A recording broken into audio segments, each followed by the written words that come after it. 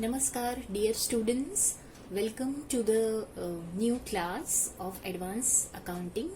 This would be the new session of chapter number 3. In the last session, we were on last session was related to reconciliation, that is accounts reconciliation. We have already started chapter number 3. हमने chapter number 3 advance accounts का start कर दिया है. Okay, हमने basic concept उसका समझ लिया है. पिछले 2 सेशन में हमने ये भी समझ लिया है कि एक्चुअली रिकंसिलिएशन कैसे बनाते हैं. एक सॉल्व क्वेश्चन दे रखा था बुक में जो हमने प्रीवियस लेक्चर में किया है, कंप्लीट किया है, राइट. उसी कॉन्सेप्ट को आगे और समझने के लिए और उसी कॉन्सेप्ट पर आगे और प्रैक्टिस करने के लिए आप लोगों की बुक में एक अनसॉल्व क्वेश्चन दिया हुआ है. So please refer of your book page number 47. Please refer page number 47 of your book. Okay, अच्छा, उससे पहले ना आपको बुक में ना एक छोटा सा कुछ 2 स्क्रीनशॉट दिए हैं और वो काय के दिए हैं आपको पता है. जिन लोगों का भी टैली हो गया है, स्पेशली आई थिंक जितने भी लोग मेरी एडवांस अकाउंट्स की बैच अटेंड कर रहे हैं उनका ऑलरेडी टैली हो चुका है, because tally is the basic subject और उसके बाद ही हम एडवांस अकाउंट्स की बैच में बैठते हैं. I believe so. जिनका नहीं हुआ है तो भी कोई प्रॉब्लम नहीं है, कोई लोड वाली बात नहीं है. इट विल ऐसा कुछ उसमें प्रॉब्लम नहीं आएगा आप लोगों को. बट पेज नंबर 47 से पहले हमने किया था एक सॉल्व क्वेश्चन किया था जो बुक में ऑलरेडी दे रखा है, जो हमने प्रीवियस सेशन में किया हुआ है. अच्छा, उसके बाद और इस अनसॉल्व क्वेश्चन के बीच में ना आपको ना एक स्क्रीनशॉट दिया है आपकी बुक में और आपको ये बताया गया है कि आप टैली में अगर मैं आपसे कहूं कि किसी भी लेजर का कंफर्मेशन ऑफ अकाउंट अगर आपको निकालना है या कंफर्मेशन ऑफ अकाउंट आपको सेंड करना है तो आप कैसे करेंगे. देखिए, जैसे कि से सपोज मान लीजिए कि मैं एक पार्टी हूं और आप एक पार्टी है, मतलब स्टूडेंट एक पार्टी है. तो सुरभि मैम और स्टूडेंट के बीच में एक ट्रांजेक्शन हुआ. तो से सपोज मान लीजिए कि मैंने कोई माल बेचा है तो आपने माल खरीदा है. ओके, तो मेरे लिए सेल्स है तो आपके लिए वो चीज क्या हो जाएगी, परचेस. अच्छा, अगर मेरे लिए वो सेल्स है तो मुझे उस सेल के पैसे आपसे लेने हैं. इसका मतलब आप मेरे लिए कौन हो गए, डेटर हो गए, और मैं आपके लिए कौन हो गई, क्रेडिटर हो गए. हमने बट ये सेम ट्रांजेक्शन जो है हम लोगों ने अपनी अपनी बुक्स में रिकॉर्ड करने चाहिए. तो क्लोजिंग बैलेंस क्या आना चाहिए, सेम आना चाहिए. अगर वो क्लोजिंग बैलेंस मेरे लिए रिसीवेबल है तो आपके लिए क्या आना चाहिए, पेबल आना चाहिए. बिकॉज मेरे लिए आप लोग कौन है, डेटर है, और आपके लिए मैं कौन हूँ, क्रेडिटर हूँ. ओके, बट अगर मान लो कि वो मैच नहीं हो रहा है, कुछ प्रॉब्लम आ रही है, तो मेरा अकाउंटेंट आपसे क्या कहेगा कि भाई ऐसा करो, देयर इज सम मिसमैच. आप बोल रहे हो कि बैलेंस कुछ और आ रहा है लेकिन हमारा जो क्लोजिंग बैलेंस है वो कुछ और आ रहा है. तो आप ऐसा करो कि आपकी बुक्स में ना जो भी हमारा लेजर जो प्रिपेयर किया हुआ है ना वो आप हमें दे दो. ओके, तो जो भी लेजर प्रिपेयर किया हुआ है इन द सेंस कि आपने जो भी बुक्स ऑफ अकाउंट्स में हमारे लेजर में जो भी एंट्री करी हुई है वो आप हमें दे दो. तो मैं आपसे क्या मांग रही हूँ, कंफर्मेशन ऑफ अकाउंट.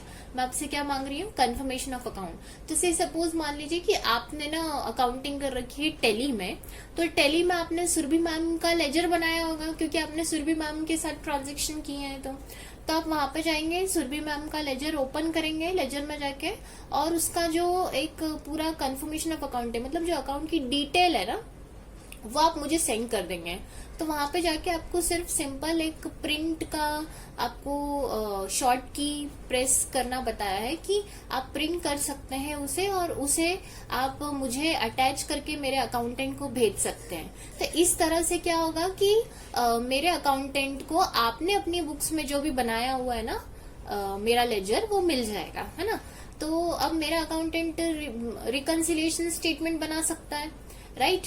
तो अब वो इस क्वेश्चन के पहले जो बुक में दिया है ना, एक जो टेली का स्क्रीनशॉट दिया है, वो यही दिया हुआ है कि आपको किस तरह से कंफर्मेशन ऑफ अकाउंट्स को निकालना है टेली में जाकर, और किस तरह से आप उसका प्रिंट ले सकते हैं।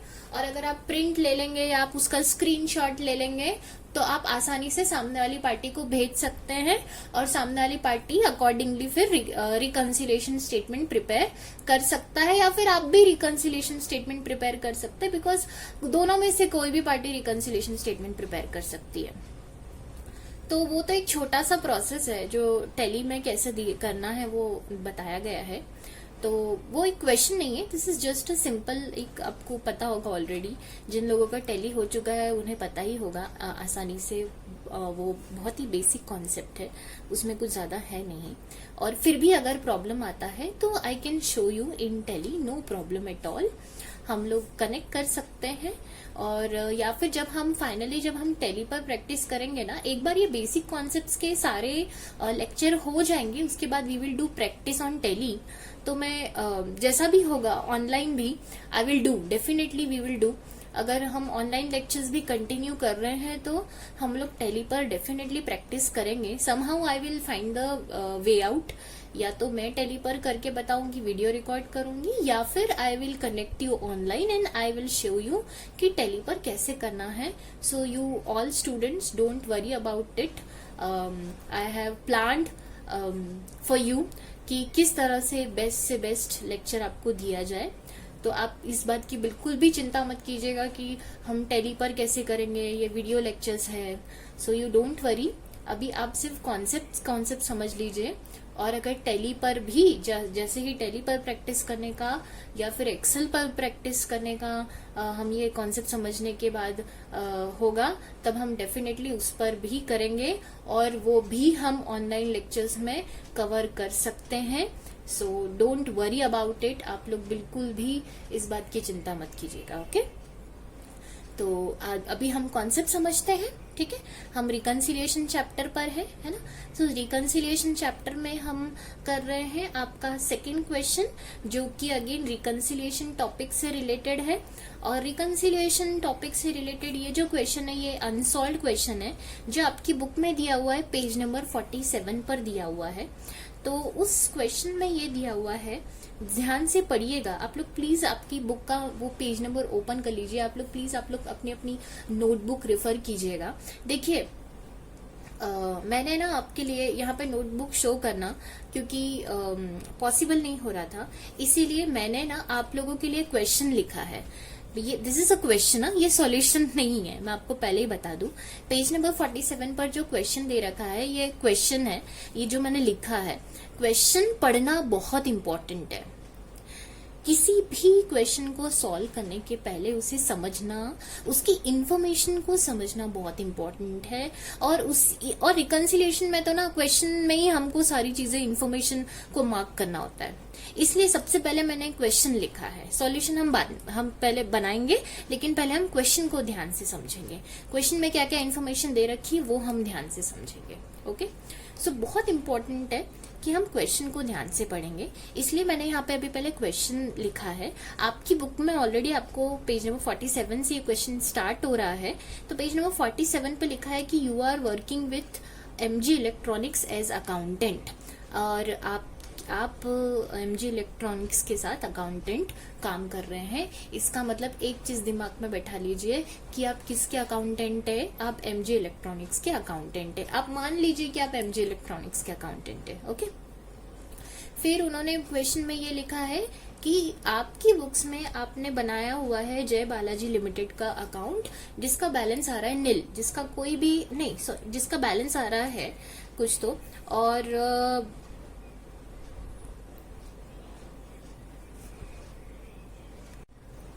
क्वेश्चन में दिया गया है कि आपने जो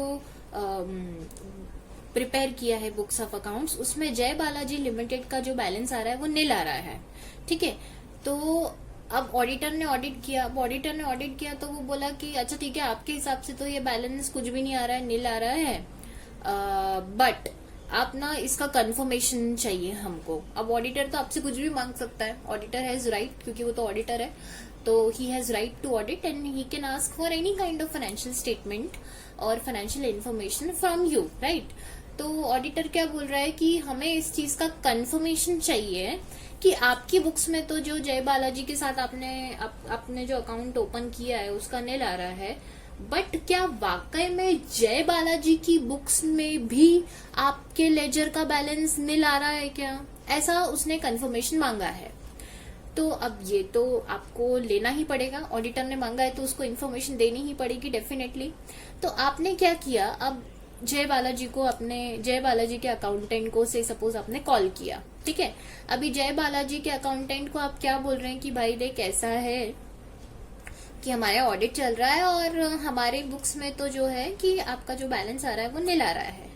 तो अब आप मुझे बताइए कि आपकी बुक्स में हमारा बैलेंस क्या आ रहा है। उसके लिए आप ऐसा कीजिए, आपने आपकी बुक्स में हमारा जो लेजर बनाया है, मतलब जय बालाजी ने अपनी बुक्स में अपना मतलब अपन कौन है, एमजे इलेक्ट्रॉनिक्स के अकाउंटेंट है। तो जय बालाजी की बुक्स में जो एमजे इलेक्ट्रॉनिक्स का जो अकाउंट बना हुआ है उसका ना आप डिटेल हमें भेज दो, ठीक है, क्योंकि हमको ये ऑडिटर को दिखाना है। तो जय बालाजी के अकाउंटेंट ने आपको कहा कि भाई देखो ऐसा है कि पहली बात तो ये कि हमारा जो क्लोजिंग बैलेंस है ना आपके लेजर का हमारी बुक्स में वो नील नहीं आ रहा है, ठीक। तो अब ऐसा क्यों नहीं हो रहा है, ऐसा करता हूं मैं आपको, जो हमारी बुक्स में हमने जो लेजर बनाया है आपका एमजे इलेक्ट्रॉनिक्स का, वो मैं आपको फॉरवर्ड कर देते हैं, ठीक है। तो उसके अकाउंटेंट ने अब आपको कंफर्मेशन ऑफ अकाउंट भेज दिया है। इसका मतलब ये हुआ कि जय बालाजी की बुक्स में एमजी इलेक्ट्रॉनिक्स मतलब अपना जो अकाउंट बना हुआ है ना उसकी डिटेल उसने अपने को भेज दी। गॉट इट, बात समझ में आ रही है, ठीक। अब वो दे रखी है पेज नंबर 48 पर। अगर आप नेक्स्ट पेज पे देखेंगे तो वो आपको दे रखी है। तो जैसे ही आप उसे देखेंगे वो डिटेल्स ये रही, ये मैंने आपके लिए बनाया हुआ है। ये क्वेश्चन ही है, पूरा क्वेश्चन ही है जो मैंने आपके लिए प्रिपेयर किया है, ठीक है। इसमें क्या है, इसमें क्या दिया हुआ है, कंफर्मेशन ऑफ अकाउंट दिया हुआ है, ठीक है। पेज नंबर 48 रेफर कीजिएगा आप लोग। इसमें देखिए दिया हुआ है पूरा कि कंफर्मेशन ऑफ अकाउंट भेजा है, किसने भेजा है, फ्रॉम, कहां से आया है, जय बालाजी लिमिटेड से आया है। टू किसको आया है, एमजे इलेक्ट्रॉनिक्स, मतलब किसको मिला है, ये अपने को मिला है, राइट, ठीक है। तो जय बालाजी ने ये अपने को भेजा, एमजे इलेक्ट्रॉनिक्स को भेजा है, ठीक है। पीरियड क्या है, 1 अप्रैल 18 से लेके तो 31 मार्च 2019 का पीरियड है, ठीक है। अब उसने क्या बोला है, उसने देखो टी शेप में लेजर बनाया हुआ है अपना, ये उसकी बुक्स है, मतलब ये किसकी बुक्स है, जय बालाजी की बुक्स है। तो जय बालाजी की बुक्स ने अपना लेजर क्या बनाया हुआ है ये उसने भेजा है। तो उसके हिसाब से अगर अपन देखें तो उसने क्या बताया है कि उसने अपने को सेल्स किया है, कितने का सेल्स किया, 50,000, फिर जीएसटी लगाया 9,000 का तो 59,000। फिर अच्छा ये आपकी बुक्स में ना यहाँ पे 18 है आई गेस, प्लीज चेक कीजिएगा, इसको ना करेक्ट कर लीजिएगा, ये 18 नहीं है, ये 19 ही है। 2 फरवरी 2018 है शायद आप लोगों की बुक्स में, उसको 2019 कर लीजिए, बिकॉज 2 फरवरी 2018 तो चला जाएगा 17-18 फाइनेंशियल ईयर में। अभी तो आपका फाइनेंशियल ईयर ये 18-19 है, इसको करेक्ट कर लीजिए प्लीज, इसे करेक्ट कर लीजिए प्लीज। 2 फरवरी 19 कीजिए और इसको भी 31 मार्च 2019 कीजिए, मैं आपको करेक्शन करा रही हूँ। तो उसने अपनी बुक्स में क्या रिकॉर्ड किया है, नेक्स्ट ट्रांजेक्शन 2 सेल्स रिकॉर्ड किया है, ठीक है।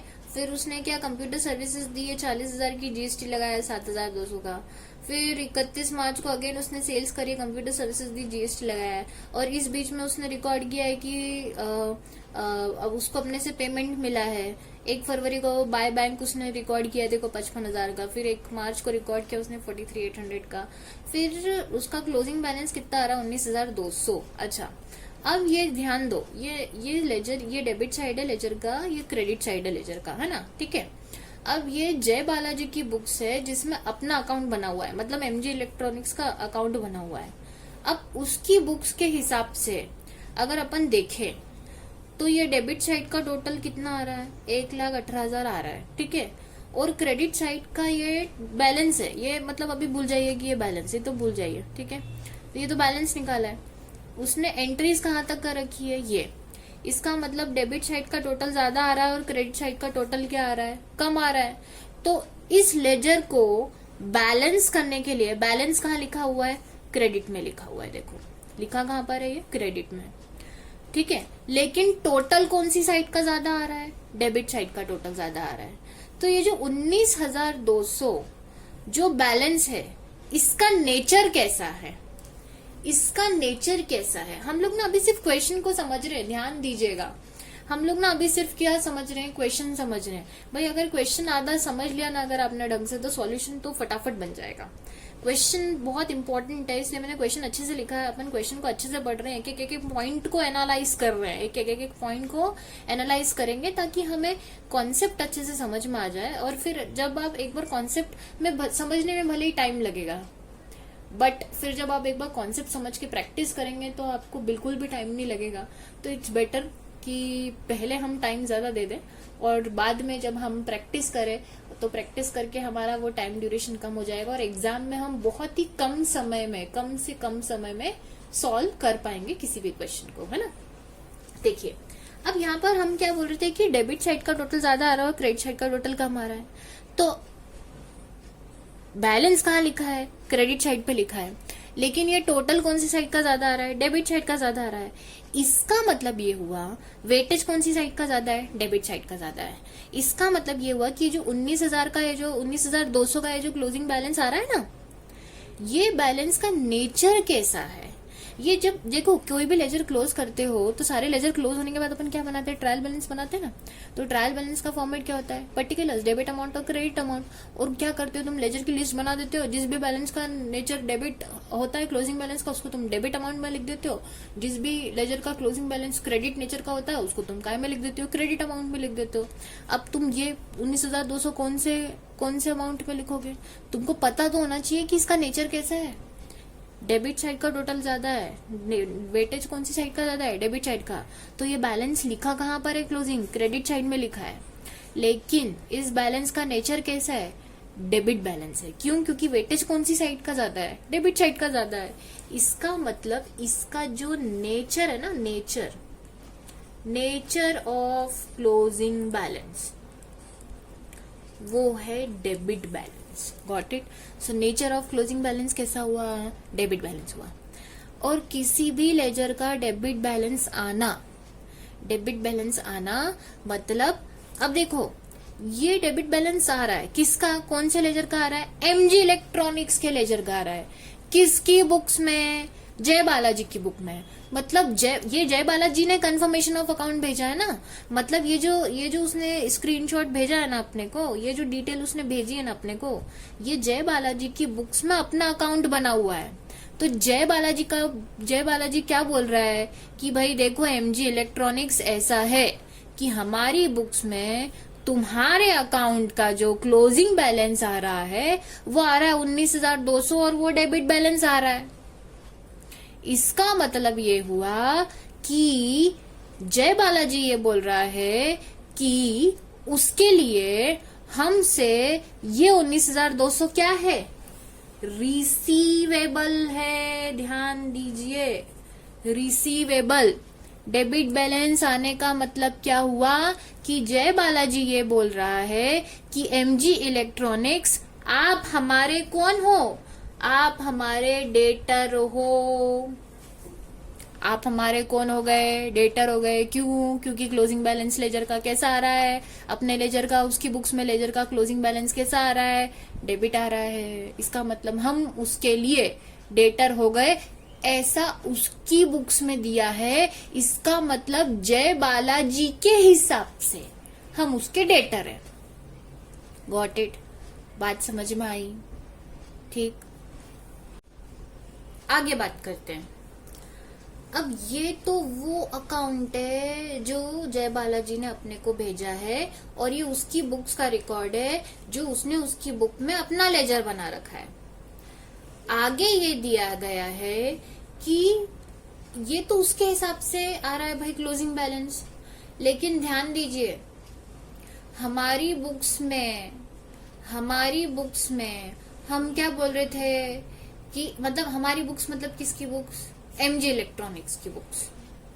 एमजी इलेक्ट्रॉनिक्स की बुक में जो जय बालाजी के अकाउंट का बैलेंस आ रहा है वो हम क्या बोल रहे थे कि वो नील आ रहा है, मतलब 0 आ रहा है।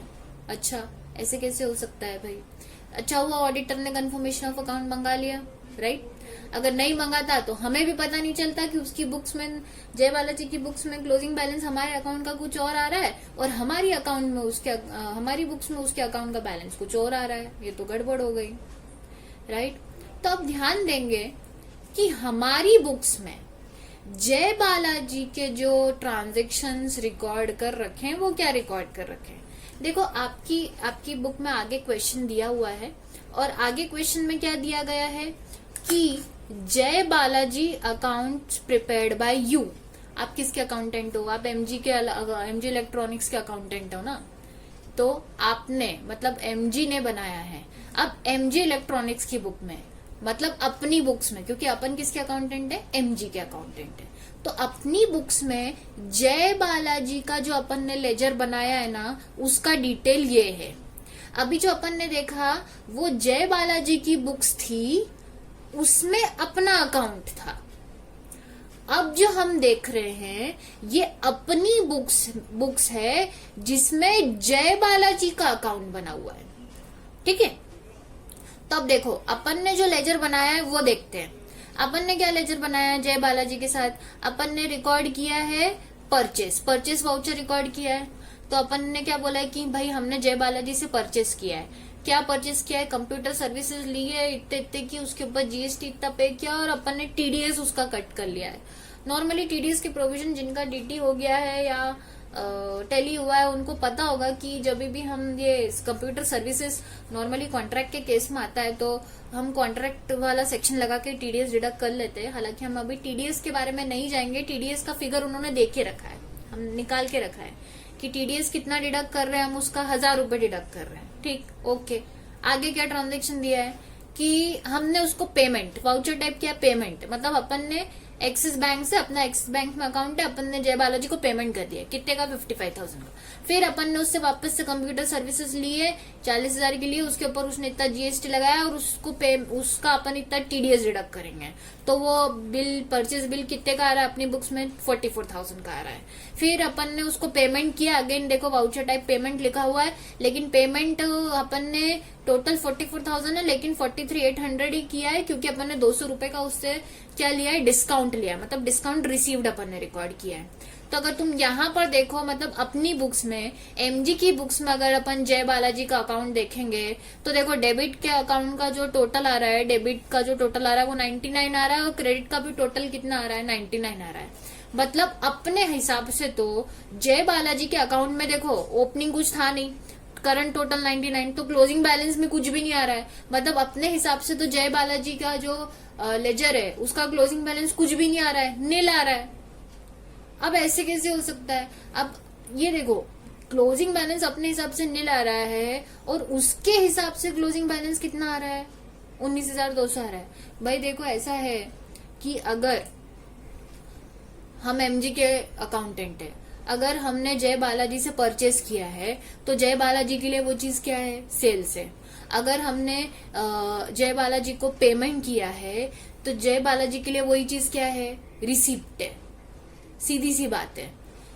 फाइनेंशियल ट्रांजैक्शंस दोनों की बुक्स में अगर सेम रिकॉर्ड होते हैं तो क्लोजिंग बैलेंस भी तो सेम ही आना चाहिए ना।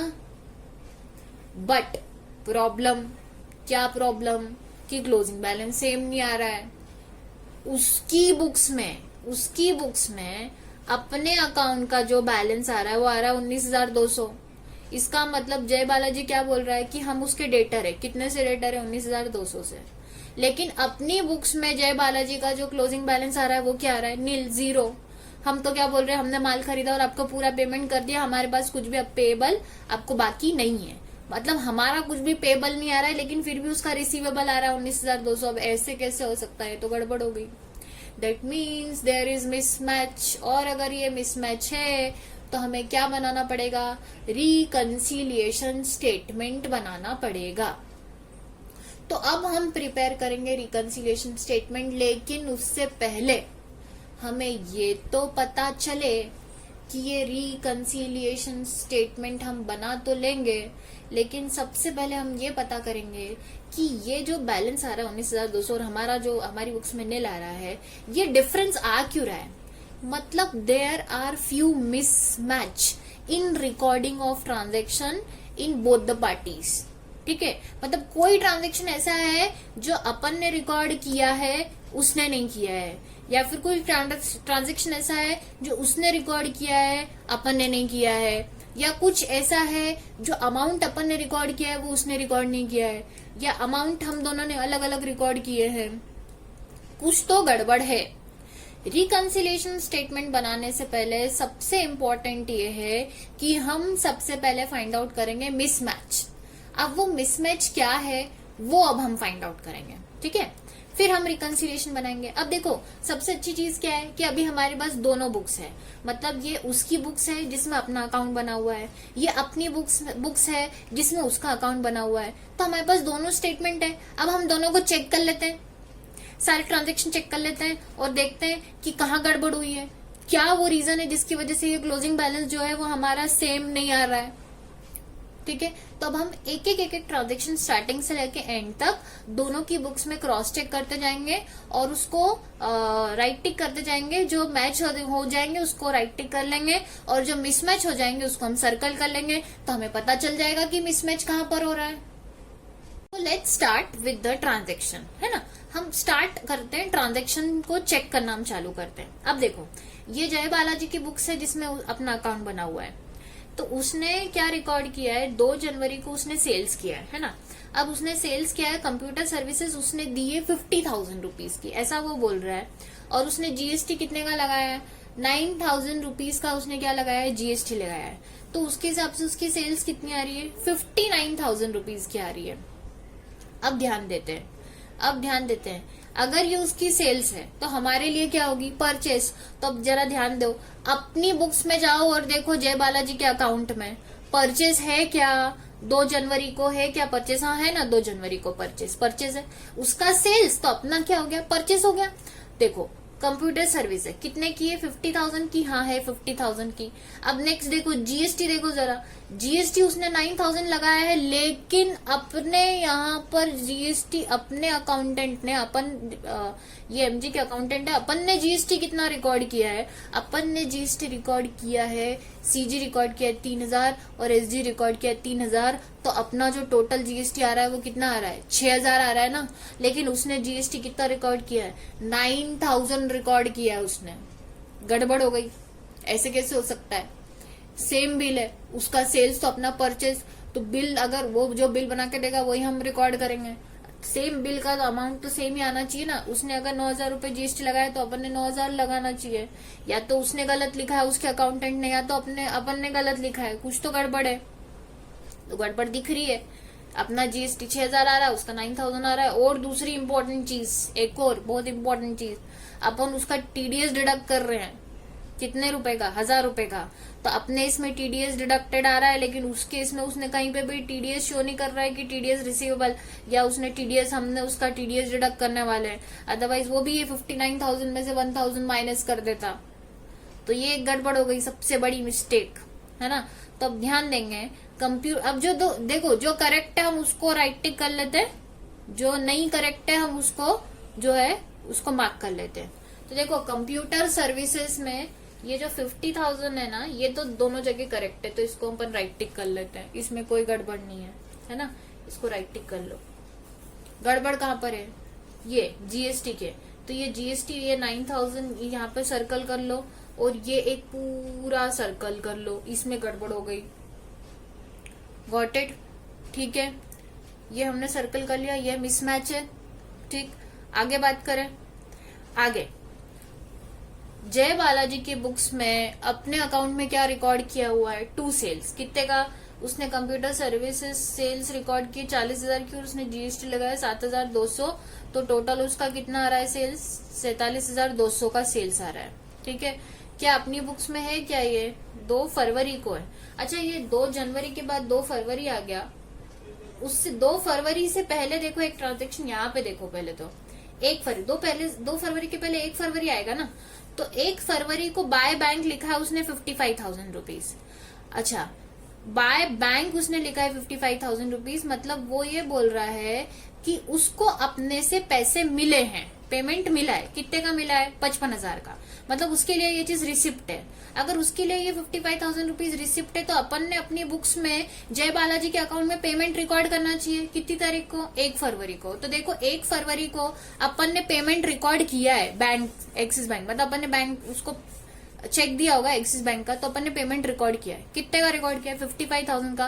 तो अपन ने पेमेंट रिकॉर्ड किया और उसने रिसिप्ट किया है, और वो 55,000 का रिकॉर्ड किया है, मतलब इसमें कोई गड़बड़ नहीं है। ये ट्रांजेक्शन राइट टिक कर लो, ये दोनों की बुक्स में सेम है, ये दोनों की बुक्स में सेम है, ये इसमें कोई मिसमैच नहीं है। आगे बढ़े। 1 फरवरी के बाद क्या आएगा, 2 फरवरी। तो 2 फरवरी को उसने अपनी बुक्स में हमारे अकाउंट में क्या रिकॉर्ड किया है, 2 सेल्स रिकॉर्ड किया है। अब 2 सेल्स में उसने क्या लिखा है, कंप्यूटर सर्विसिंग उसने दी 40 की, और ये 7,200 का जीएसटी, तो 47,200 का उसने सेल्स दिखाया है। अगर उसका सेल्स है तो अपना परचेस होना चाहिए। तो देखो अपन ने दिखाया है क्या परचेस, अपन ने दिखाया है क्या परचेस, कि अपन ने जय बालाजी से परचेस किया है। देखो ये रहा 2 फरवरी को, 2 फरवरी को, 2 फरवरी को उसका सेल्स है तो अपना परचेस है ना, परचेस 40,000 का कंप्यूटर सर्विस उसने सेल्स किया है, तो अपन ने 40,000 का कंप्यूटर सर्विस खरीदा है, परचेस किया है। तो ये 40,000 को राइट टिक कर लो, इसमें मिसमैच नहीं है। उसने जीएसटी कितना रिकॉर्ड किया है, 7,200, लेकिन हमने जीएसटी कितना रिकॉर्ड किया है, ये देखो सीजी अपन ने रिकॉर्ड किया है 2400, एसजी अपन ने कितना रिकॉर्ड किया है 2400, तो ये टोटल कितना हो गया, 4,800। दूसरी इंपॉर्टेंट चीज, ये जीएसटी के अमाउंट में गड़बड़ है, मतलब अगेन ये जैसे पिछली बार ट्रांजैक्शन में गड़बड़ हुई थी ना जीएसटी में, वैसे इस बार भी हो गई। ये मेरे को लग रहा है अकाउंटेंट ने कोई रेट फिक्स करने में गड़बड़ कर दी है। भाई जो सेलर है वो जीएसटी रेट कुछ और लगा रहा है, जीएसटी अमाउंट कुछ और लगा रहा है, और हम लोग जीएसटी अमाउंट कुछ और लगा रहे हैं, तो ये गड़बड़ है। ठीक, अभी देखो, अभी अपना जीएसटी 2400 मतलब 4,800 आ रहा है, और उसका आ रहा है 7,200 जीएसटी, और अपन ने टीडीएस भी डिडक्ट किया है। देखो आइडियली टीडीएस तो अपन डिडक्ट कर सकते हैं क्योंकि ये कॉन्ट्रैक्ट वाला केस है, प्रोवाइडेड वो लिमिट वगैरह चेक करनी पड़ेगी, तो हम लोग टीडीएस डिडक्ट कर रहे हैं। लेकिन देखो ये जो जय बालाजी है ना, उसका अकाउंटेंट कहीं पे भी टीडीएस रिकॉर्ड नहीं कर रहा है, तो अपन तो टीडीएस डिडक्ट करके पेमेंट कर रहे हैं, लेकिन उसका अकाउंटेंट कहीं पे भी टीडीएस रिकॉर्ड नहीं कर रहा है। तो इस वजह से एक तो मेजर अपना जो है वो डिफरेंस आ रहा है, मतलब मिसमैच आ रहा है। दूसरी इंपॉर्टेंट चीज, जीएसटी का अमाउंट कुछ और ही लग रहा है, जीएसटी का अमाउंट वो कुछ और लगा रहा है, अपन कुछ और लगा रहे हैं, तो इस वजह से एक तो मिसमैच आ रहा है। तो दूसरा मिसमैच है, एक तो ये वाले जीएसटी 7,200 का, और ये वाला अपना जो जीएसटी 4,800 है, टीडीएस 800 वाला। ठीक, तो ये एक तो मिसमैच को तुम सर्कल कर देखो, जितने भी मिसमैच के ट्रांजैक्शन है ना उसको सर्कल कर लेना। आप लोग जब भी ये क्वेश्चन को सॉल्व करें, प्लीज अपनी जो बुक लेके बैठे है ना, आप नोटबुक, उसके ऊपर पेंसिल से सर्कल करते जाइएगा मिसमैच ढूंढते हुए। आप लोग पेंसिल से उसे उसके ऊपर सर्कल, जैसे मैंने यहाँ पे सर्कल किया, आप लोगों के पास क्वेश्चन अवेलेबल है, आप लोग उस क्वेश्चन पे सर्कल कीजिएगा कि ये मिसमैच है ना। नेक्स्ट देखते हैं, 2 फरवरी के बाद एक और ट्रांजैक्शन होगा, वो हुआ है, कब हो रहा है, 1 मार्च को हो रहा है। अब 1 मार्च को जय बालाजी ने अपनी बुक्स में लिखा है कि उसको बाय बैंक, मतलब उसके लिए रिसिप्ट है, ये उसके लिए रिसिप्ट है, मतलब अपने लिए पेमेंट है। तो देखो अपन ने 1 मार्च को पेमेंट रिकॉर्ड किया है क्या, हाँ रिकॉर्ड किया अपन ने पेमेंट। अभी उसने देखो कितना रिकॉर्ड किया है, 43,800 का पेमेंट रिकॉर्ड किया है उसने रिसिप्ट, और अपना पेमेंट है 43,800 का। लेकिन यहाँ पर देखो अपना टोटल 44,000 दिख रहा है और उसके इसमें 43,800 ही दिख रहा है। एक मिसमैच इसमें ये है कि ये तो 43,800 ठीक है, ये तो 43,800 ठीक है कि अपन उसको पेमेंट किया, उसने रिसिप्ट किया है, लेकिन अपन ने टोटल 44,000 का है जो गड़बड़ आ रहा है। क्यों आ रहा है, क्योंकि अपन ने डिस्काउंट रिसीव्ड एक रिकॉर्ड किया है 200 रुपए का, जो कि उसने कहीं पर भी रिकॉर्ड नहीं किया है। अगर अपन ने डिस्काउंट रिसीव 200 रिकॉर्ड किया तो उसको डिस्काउंट अलाउड रिकॉर्ड करना चाहिए था ना, उसने तो डिस्काउंट अलाउड रिकॉर्ड ही नहीं किया, तो ये 200 रुपए का मिसमैच हो गया ना एक, दिस इज गड़बड़, ये गड़बड़ हो गई एक। तो जिसकी वजह से यहाँ पर 43,800 दिख रहा है और यहाँ पर अपना कितना दिख रहा है, 44,000 दिख रहा है। ठीक है, गॉट इट, ये मिसमैच है, 200 रुपए का एक मिसमैच है। आगे बढ़ते हैं क्वेश्चन में। 31 मार्च को एक ट्रांजैक्शन जय बालाजी ने अपनी बुक्स में रिकॉर्ड किया है, जो अपने अकाउंट में उसने लिखा है, और उसने रिकॉर्ड किया 31 मार्च को 2 सेल्स। क्या लिखा है उसने, 2 सेल्स। टू सेल्स मतलब वो क्या बोल रहा है, उसने अपने को कंप्यूटर सर्विसेज बेची है, कंप्यूटर सर्विसेज बेची है, कितने की बेची है, 10,000 की बेची है, और जीएसटी उसने 1800 लगाया तो टोटल बिल 11,800 का। अगर ये उसका सेल्स है तो अपना परचेस होना चाहिए। अभी जरा ध्यान दो, ये 31 मार्च 2019 का अपनी बुक्स में कहीं है क्या ट्रांजेक्शन? कोई नहीं है। ये तो अपने तो सारे ट्रांजेक्शन हो गए। ये हो गया, अपन ने ये चेक कर लिया, ये वाला चेक कर लिया, ये वाला चेक कर लिया, ये वाला चेक कर लिया। इसका मतलब ये, और ये 31 मार्च, ये 1 मार्च के बाद तो अपने बुक्स में कोई ट्रांजेक्शन ही नहीं है। इसका मतलब ये जो 11,800 का वो जो सेल्स बता रहा है वो अपनी बुक्स में है ही नहीं। और अगर ये अपनी बुक्स में नहीं है तो अपने लिए तो वो परचेस है ही नहीं। इसका मतलब ये ट्रांजेक्शन ऐसा ट्रांजेक्शन है जो अपने से रिकॉर्ड हो नाम मिस हो गया है, मतलब अपन ने ये ट्रांजेक्शन रिकॉर्ड ही नहीं किया है।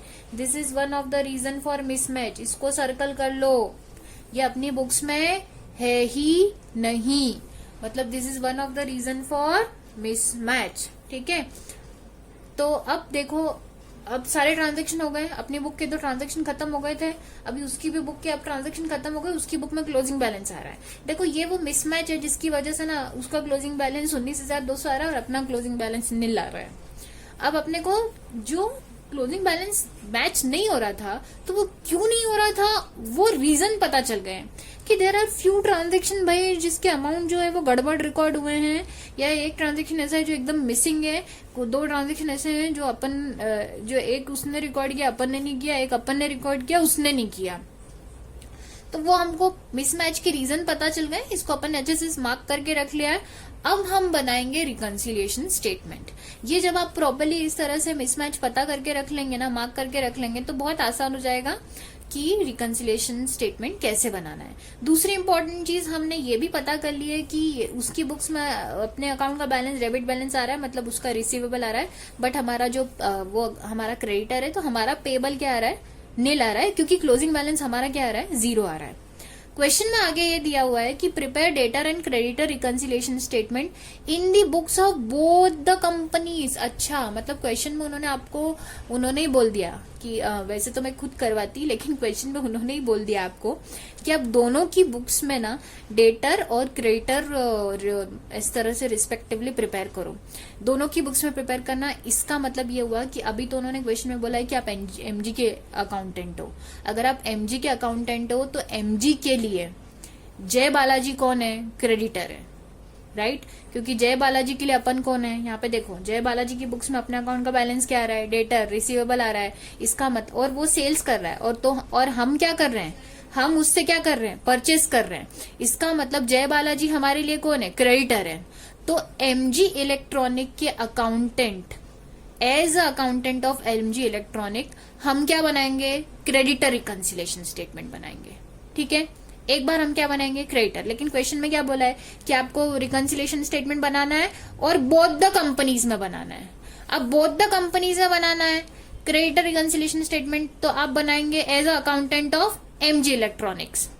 लेकिन अगर आपको डेटर रिकंसिलिएशन भी स्टेटमेंट बनाना है तो आपको क्या एज्यूम करना पड़ेगा कि आप किसके अकाउंटेंट हो, जय बालाजी। तो जय बालाजी के बुक्स में क्या बनाओगे आप, डेटर रिकंसिलिएशन स्टेटमेंट। तो इस तरह से अदर वे राउंड हम दोनों बना के देखेंगे। एक बार वी विल एज्यूम कि हम एमजी के अकाउंटेंट है तो हम एक बार बनाएंगे क्रेडिटर रिकंसिलिएशन स्टेटमेंट, और एक बार वी विल एज्यूम कि हम जय बालाजी के अकाउंटेंट है तो हम क्या बनाएंगे, debtor reconciliation statement. So this is how we will prepare the reconciliation. Now we will start the solution of this question and preparation of reconciliation statement retrospectively in both the company's books of accounts. Okay.